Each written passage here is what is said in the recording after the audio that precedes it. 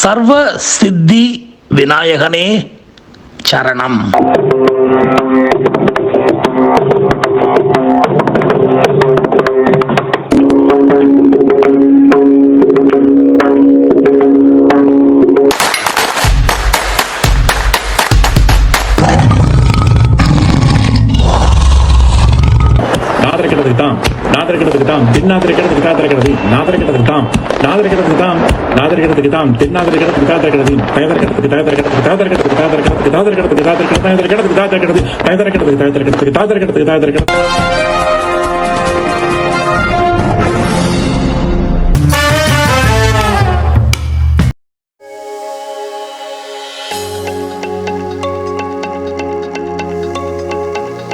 வணக்கம் வணக்கம் வணக்கம்.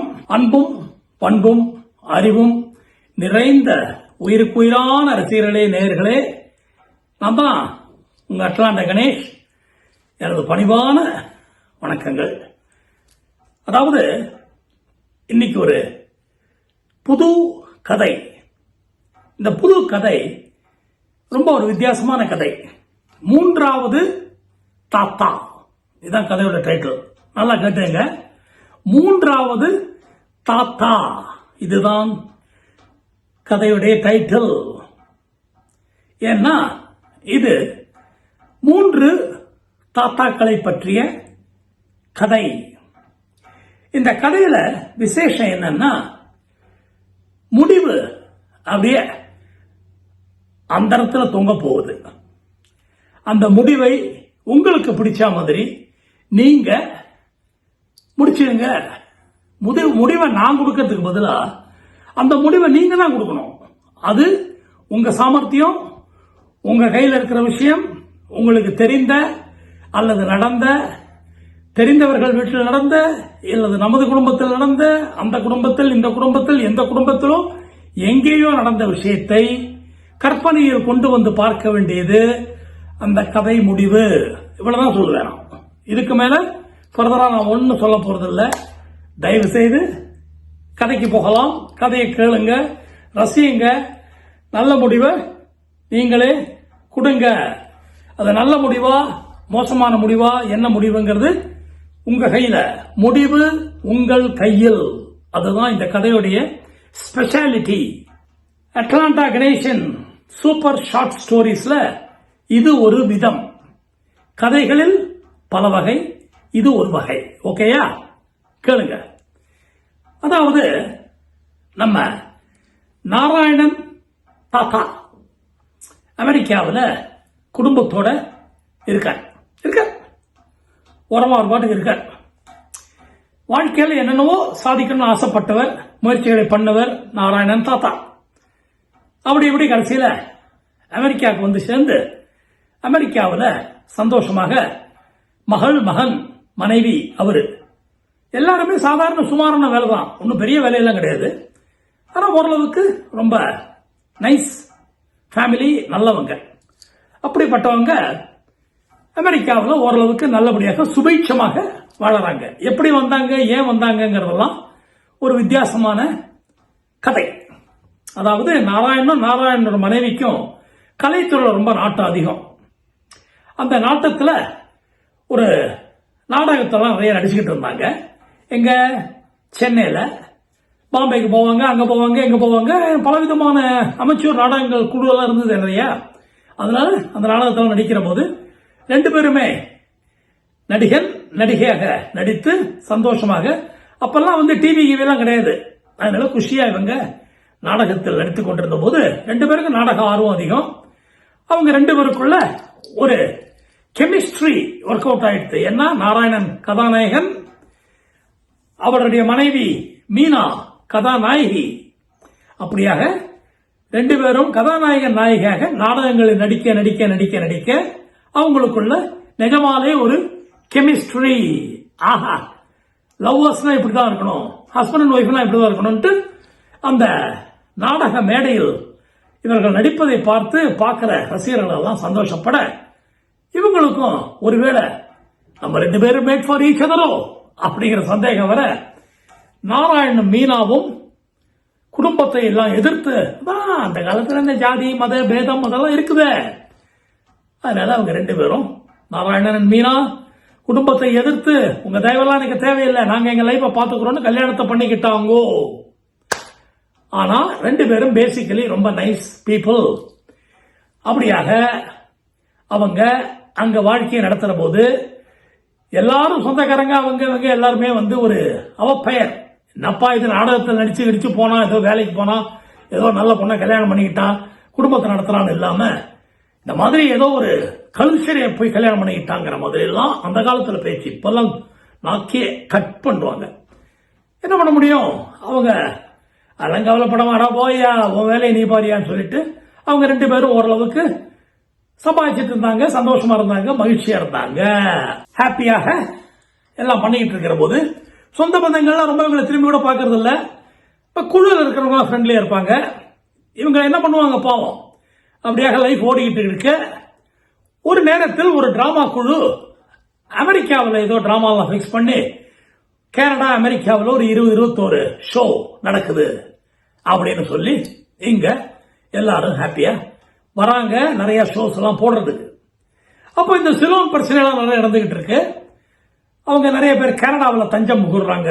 நம்ம சிலோன்காரங்கெல்லாம் அமெரிக்காவிலையும் சில பேர் அதாவது தஞ்சம் கேட்டு வந்து அங்க இருந்து சிலோன்ல சண்டை பூசெல்லாம் நிறைய இருக்குதுங்கிறதுக்காக இங்க அகதிகளா சேர்றாங்க. அந்த நேரத்தில் இவங்க நாடக குழு நிறைய இடத்துல நாடகம் எல்லாம் போடுது. கடைசியில கனடா பக்கம் போற பொழுது அங்க சில சண்டை பூசல் அது இதெல்லாம் வருது. அதே மாதிரி அமெரிக்காவிலையும் கொஞ்சம் கருப்பர்கள் வெள்ளைகள் எல்லாம் நடுவில் பிரச்சனைகள்லாம் வர அது வர இது வர இது வர இவங்க போட்ட டிராமா எல்லாம் சரியா போகாம வைக்காம அண்ட் வந்தவங்களுக்கு ஒன்றும் பணமும் கிடைக்கல, அதுவும் கிடைக்கல. ஆனா இந்த நடத்துறவங்கள ஒருத்தர் வக்கீல் அட்டர்னி, அவர் இமிகிரேஷன் லா பாக்குறதுனால அவர் சொல்றாரு, யாருக்காவது உங்களுக்கு அமெரிக்காவில் தங்கணும்னு ஆசையா இருந்தா சொல்லுங்க, சண்டை புசம் இப்ப இருக்கும், சீக்கிரம் சரியாயிடும். ஆனா உலகத்திலேயே பணக்கார நாடு இதுதான், இருக்க ஆசை இருக்கிறவங்க சொல்லுங்க, நான் உங்களுக்கு எல்லாம் பேப்பர்லாம் பண்ணி அப்ளிகேஷனை போட்டு இன்னும் 2-3 வருஷத்துக்குள்ள பச்சை அட்டை இங்கேயே பர்மனண்டா இருக்கிறதுக்கு எல்லாம் வழி பண்ணி கொடுக்கறேன், வாங்கி கொடுக்கறேன் சொல்ல அட்வொகேட் அருணாச்சலம் அப்படியே தெய்வம் மாதிரி கண்ணுக்கு படுறாங்க. நாராயணுக்கும் மீனாவுக்கும் பரவாயில்லையே, நமக்கும் அங்க ஒண்ணும் இல்ல, எல்லாரும் நம்மள வேணான்னு வெறுத்து ஒதுக்குறாங்க.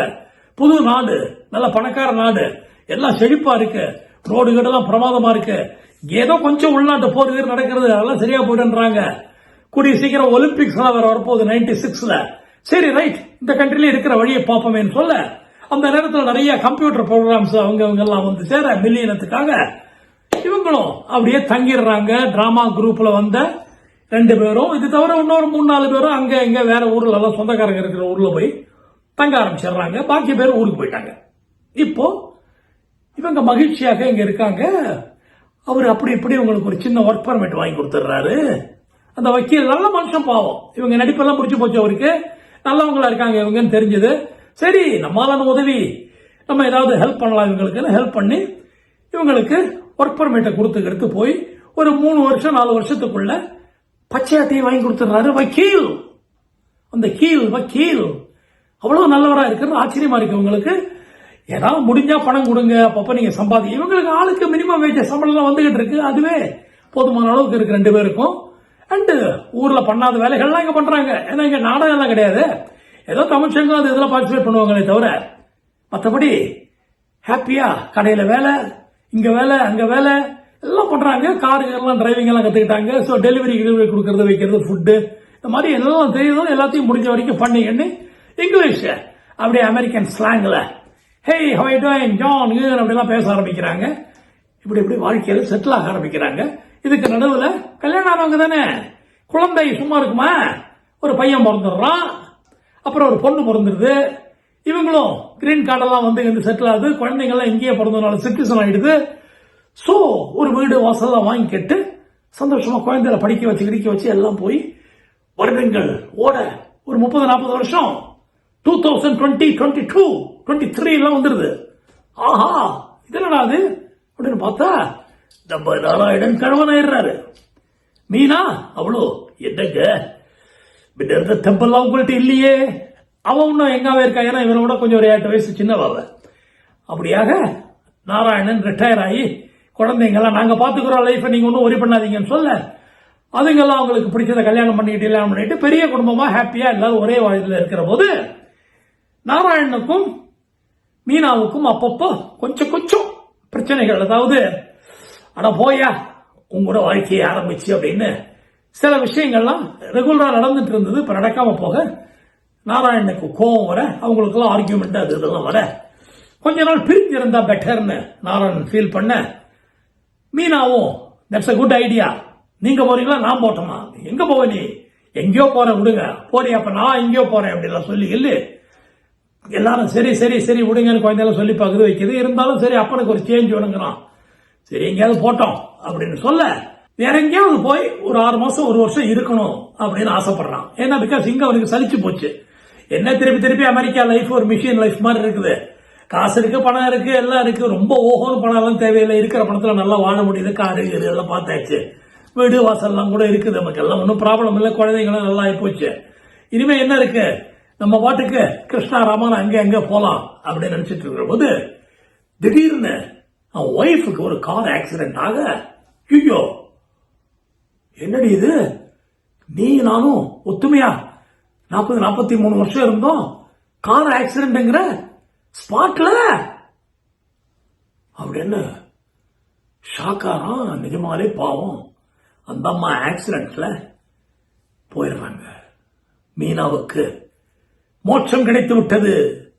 என்னடா இது இப்படி ஆயிப்போச்சேன்னு சொல்லிட்டு வருத்தப்படுற போது என்ன பண்ணலாம், காலம் தானே எல்லாத்தையும் காயத்தை ஆற்றும். இவரு நாராயணன் ரொம்ப ஷாக்டா இருக்காரு. குழந்தைங்கள்லாம் அப்பா சாரிப்பா என்னப்பா பண்றது எல்லாம் சொல்ற.